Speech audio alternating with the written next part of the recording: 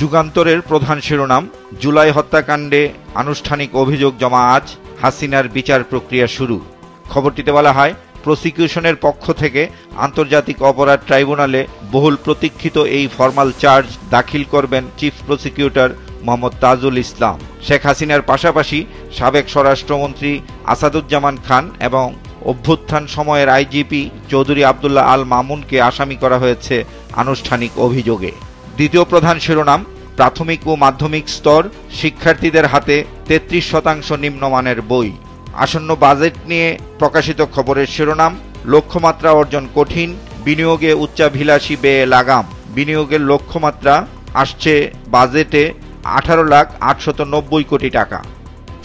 Budget নিয়ে প্রধান শিরোনাম করেছে প্রথম আলো, করমুক্ত আয়সীমায় ছাড় নেই, কর্পোরেট কর বাড়বে। বিশেষ এই প্রতিবেদনটিতে বলা হয়, আগামীকাল 2025-26 অর্থ বছরের বাজেট দেবেন অর্থ উপদেষ্টা সালেউদ্দিন আহমেদ, বড় কোনো ছাড় থাকছে না।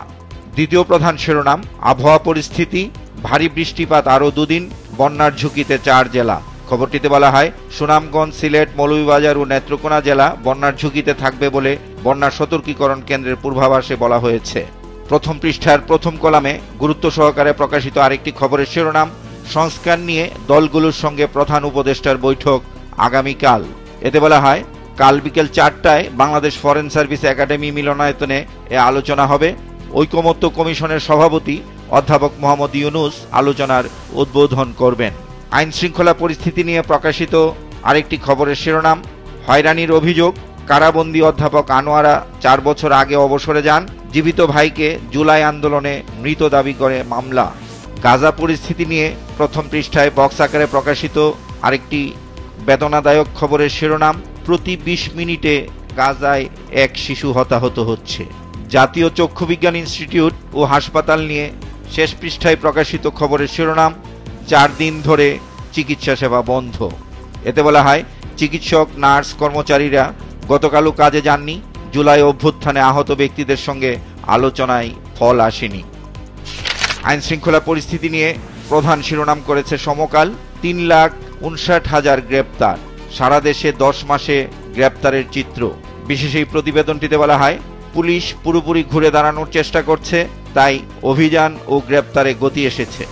আসন্ন বাজেটে ভ্যাট প্রসঙ্গে দ্বিতীয় প্রধান শিরোনাম, প্লাস্টিক পণ্যে ভ্যাট দ্বিগুণ হচ্ছে, অব্যাহতি পাচ্ছে এলএনজি।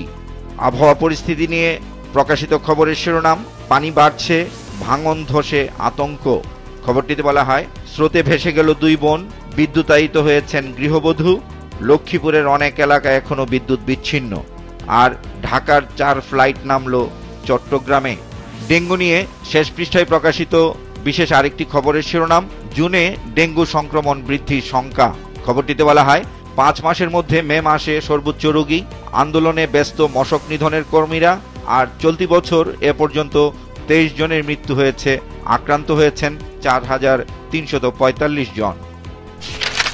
বাজেট 2025-26 নিয়ে প্রধান শিরোনাম করেছে কালের কণ্ঠ, বাজেটে স্বস্তি নেই মধ্যবিত্তের। প্রতিবেদনটিতে বলা হয়, আসছে বাজেটের আকার হবে 7,90,000 কোটি টাকা, যা চলতি অর্থ বছরের তুলনায় 7,000 কোটি টাকা কম। প্রতিবেদনটিতে বলা হয়, করমুক্ত আয়সীমা 25,000 টাকা বাড়িয়ে 3,75,000 টাকা হচ্ছে। সর্বনিম্ন কর হার 5% বাড়িয়ে 1 লাফে 10% করা হতে পারে। অনেক পণ্যে নতুন করে ভ্যাট বসছে, বাড়বে জীবনযাত্রার ব্যয়। এতে আরও বলা হয়, এলইডি বাতি, শিশুদের খেলনা ও গৃহ নির্মাণে গুনতে হবে বাড়তি অর্থ। উন্নয়ন ও প্রবৃদ্ধির নেপথ্যে থেকে বড় ভূমিকা রাখে মধ্যবিত্ত। বিএনপির স্থায়ী কমিটির সদস্য সালাউদ্দিন আহমেদের বক্তব্যের উদ্ধৃতি দিয়ে প্রকাশিত খবরের শিরোনাম, ডিসেম্বরের আগেই নির্বাচন দিতে হবে। সালাউদ্দিন বিএনপিকে কাল আলোচনার জন্য আমন্ত্রণ জানিয়েছেন ডক্টর ইউনুস। করিডোর নিয়ে শেষ পৃষ্ঠায় প্রকাশিত খবরের শিরোনাম, মানবিক করিডোর হবে সার্বভৌমত্বের হুমকি। সিডাপ মিলনায়তনে আয়োজিত এক গোলটেবিল আলোচনা সভায় দেয়া বক্তব্য ঘিরে এই প্রতিবেদনটি তৈরি করা হয়েছে। এতে বলা হয়, প্রতিবেশী দেশ মিয়ানমারের রাখাইন রাজ্যে যদি কোনো মানবিক করিডোর দেওয়া হয়, তাহলে দেশের সার্বভৌমত্ব হুমকির মুখে পড়বে। এই সিদ্ধান্ত থেকে সরকারকে সরে আসতে হবে। আজকের পত্রিকার প্রধান শিরোনাম, চাপের মুখে সংযমী বাজেট, বাজেট 2025-26। দ্বিতীয় প্রধান শিরোনাম, জমি অধিগ্রহণে আটকে 4 লেনের কাজ, ভাঙা বরিশাল মহাসড়ক। বিশেষ এই প্রতিবেদনটিতে বলা হয় 152 একর জমির মধ্যে অধিগ্রহণ হয়েছে 38 একর, ফরিদপুরে লাগবে 70 একর, অধিগ্রহণ হয়নি 1 একরও। 2018-তে নেওয়া প্রকল্পের মেয়াদ বাড়ল দ্বিতীয় দফায়, কুয়াকাটা পর্যন্ত 6 লেনের কথা থাকলেও তা হচ্ছে না। মানবতা বিরোধী অপরাধের মামলার বিচার নিয়ে প্রকাশিত খবরের শিরোনাম, শেখ হাসিনার বিরুদ্ধে অভিযোগ দাখিল আজ, অনুমতি পেলে হতে পারে সম্প্রচার। সরকার শনিবার রাতে জ্বালানি তেলের দাম কমানোর ঘোষণা দিয়েছে। এ নিয়ে প্রকাশিত খবরের শিরোনাম, পেট্রোল অকটেন 3 ও ডিজেলে 2 টাকা কমল।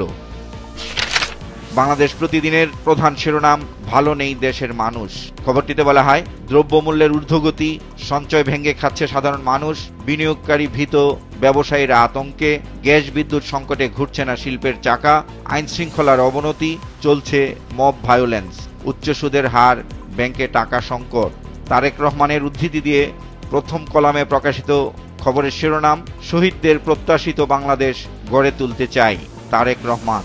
বাংলাদেশ জামায়াতে ইসলামীর নিবন্ধন নিয়ে প্রকাশিত খবরের শিরোনাম, নিবন্ধন আপিলের রায় আজ, ঢাকায় 21 জুন জামায়াতের সমাবেশ। পবিত্র ঈদুল আজহার বাকি আর কয়েকদিন, এরই মধ্যে সড়ক, রেলপথ ও নৌপথে শুরু হয়েছে ঈদযাত্রা। এ নিয়ে প্রকাশিত খবরের শিরোনাম, পত্রিকাটির শেষ পৃষ্ঠায়, ঈদ যাত্রায় এবার ভোগান্তির শঙ্কা। খবরটিতে বলা হয়, ঈদের আগে ছুটি কম থাকায় জনস্রোত থাকবে সড়কে, আর সড়কের পাশে পশুর হাট নিয়ে উদ্বিগ্ন সংশ্লিষ্টরা। মানবাধিকার পরিস্থিতি নিয়ে আরেকটি বিশেষ খবরের শিরোনাম, মানবাধিকার পরিস্থিতি ভয়াবহ। এতে বলা হয়, বেড়েছে খুন, গণপিটুনি, সাংবাদিক ও সংখ্যালঘু নির্যাতন, হেফাজতে মৃত্যু, রাজনৈতিক সহিংসতা ও সীমান্তে অস্থিরতা।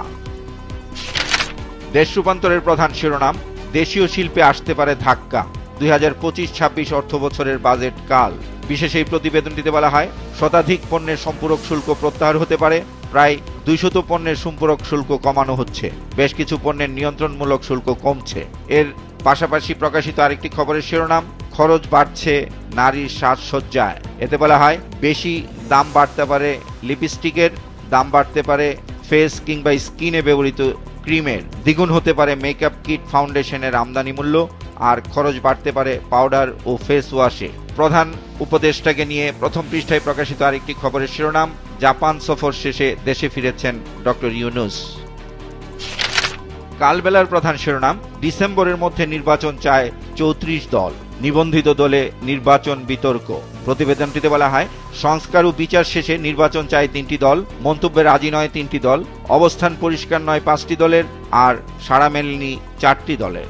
বাংলাদেশ রেলওয়ের ভূসম্পত্তি ব্যবস্থাপনায় নতুন নীতিমালা নিয়ে প্রকাশিত খবরের শিরোনাম, রেলভূমির লাইসেন্স ফি 6 গুণ বৃদ্ধির প্রস্তাবে আতঙ্কে কৃষক, ব্যবসায়ী, নতুন নীতিমালা। খবরটিতে বলা হয়, বর্তমানে 61,860 একর জমির মধ্যে 14,473 একর ইজারার আওতায় রয়েছে। দেশের 493টি রেল স্টেশন এলাকায় ক্ষুদ্র ব্যবসায়ী, নিম্নবিত্ত ও প্রান্তিক কৃষক রেলভূমিতে কাজ করে জীবিকা নির্বাহ করেন। হঠাৎ ফি বাড়লে এসব মানুষের জীবিকায় বড় ধাক্কা আসবে।